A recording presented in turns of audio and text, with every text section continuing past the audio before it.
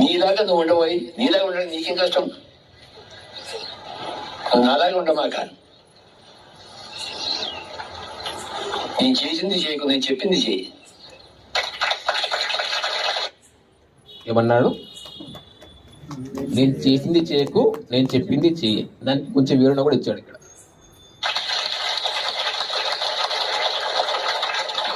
నాకు తగినది నేను చేస్తాను, నీకు తగినది నీకు చెప్తాను.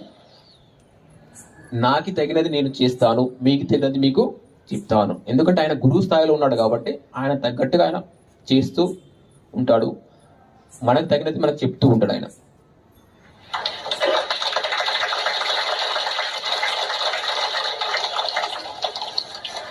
నీ స్వధర్మం ప్రకారం నీకేదనిపిస్తుందో నువ్వు చెయ్యి. నా స్వధర్మం ప్రకారం నాకేదనిపిస్తుందో నేను చేస్తాను. నా బట్టి నేను కానీ